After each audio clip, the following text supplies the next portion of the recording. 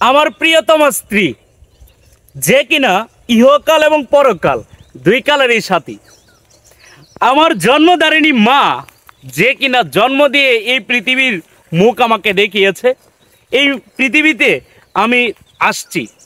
সেই জন্মদারিণী মা, যার পায়ের নিচে আমার জান্নাত। যে আমার বোন, আমার কলিজার বোন। এই পৃথিবীর সকল সম্পর্ককে অস্বীকার করা যায়, কিন্তু বোনের সম্পর্কটাকে অস্বীকার করা যায় না। তো আমার সেই ছোট বোন, অর্থাৎ তিনজন নারী, তাই না? তিনজন নারীকে উল্লেখ করে আমি একটি কথা বলতে চাই। কথাটা হচ্ছে, পুরুষ মানুষকে কষ্ট দিও না। কারণ হচ্ছে, এই পুরুষ মানুষের উপর ডিপেন্ড করে তোমার 5টি ভরণ পোষণ।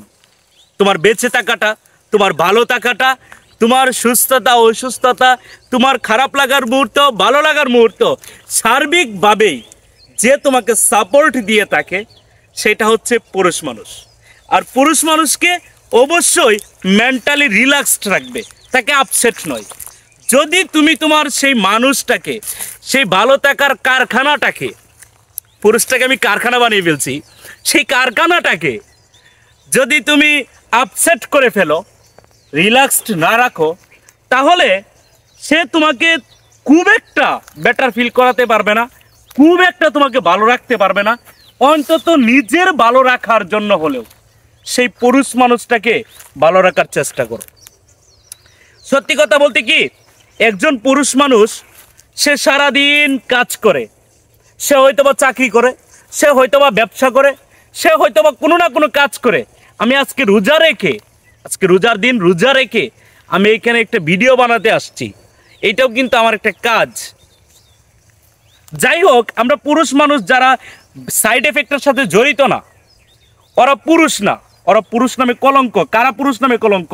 যারা বিভিন্ন সাইড এফেক্টের সাথে জড়িত, যারা জোয়ান নেশায় জড়িত, যারা নেশায় আক্রান্ত, ওরা হচ্ছে পুরুষ নামের কলঙ্ক। ওই পুরুষ বাদ দিয়ে আমার মতো যারা, আমি নিজেকে খুব ভালো মনের মানুষ মনে করি। কেন জানেন? এই বর্তমান সিচুয়েশনের মধ্যে এই ধরনের সাইড এফেক্ট আল্লাহর রহমতে আমাকে এফেক্ট করতে পারে নাই। তো আমার মতো যারা কর্মঠ মানুষ, এই কর্মঠ মানুষ যদি ভালো থাকে তাহলে তুমি ভালো থাকবে। এই পুরুষ মানুষটা যদি ভালো থাকে তাহলে তোমাকে ভালো রাখার চেষ্টা করবে। এই পুরুষ মানুষটা যে কাজ করতে আসছে, এই যে ভিডিও বানাতে আসছে, এই যে চাকরি করছে, এই যে ব্যবসা করছে, এইগুলার করার মধ্যে যে যে ইনকামটা পেয়ে থাকে, সে যে টাকাটা পেয়ে থাকে, ওই টাকাটা দিয়ে যদি সে 3 বেলায় যদি হরিণের মাংস দিয়েও খাবার খায়, তারপরেও তার অভাব হবে না। সে একার যদি চিন্তা ভাবনা করতো, তো সে কিন্তু চিন্তা ভাবনা করে ফ্যামিলির জন্য। তাহলে ফ্যামিলির মোস্ট ইম্পর্টেন্ট পার্সন হচ্ছে তুমি। তুমি আমার স্ত্রী, তুমি আমার মা, তুমি আমার বোন, তুমি আমার মেয়ে। তুমি হচ্ছ সেই একটা পরিবারের মোস্ট ইম্পর্টেন্ট একজন পার্ট।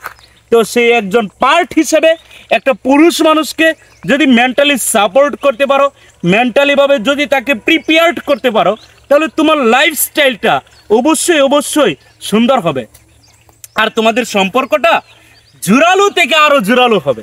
ভালোবাসাটা ছোট যদি হয়ে থাকে, যদি আনফর্চুনেটলি যদি ভালোবাসাটা কমে গিয়ে থাকে, ভালোবাসাটা মাঝে সাঝে কম বেশ হয়ে থাকে, তো এটা আসলে মানে মান অভিমানের ব্যাপার স্যাপার, তো সেইটাও কিন্তু একটা সময় ঠিক হয়ে যাবে। তো সর্বোপরি একটি কথা বলবো, পুরুষ মানুষ হচ্ছে তোমার ভালো থাকার একটা উৎস, একটা সোর্স। সেই সোর্সটাকে মেন্টালিভাবে তাকে প্রেশার নয়, মেন্টালিভাবে তাকে নষ্ট করে দেওয়া নয়, মেন্টালিভাবে রিল্যাক্সড রাখো, মেন্টালিভাবে আপসেট নয়, মেন্টালিভাবে কুল রাখো। তুমিও ভালো থাকবে বোনটি আমার, তুমিও ভালো থাকবে মা আমার, তুমিও ভালো থাকবে আমার প্রিয়তমা স্ত্রী। তো এই হচ্ছে আমার কথা। ভালো থাকবেন।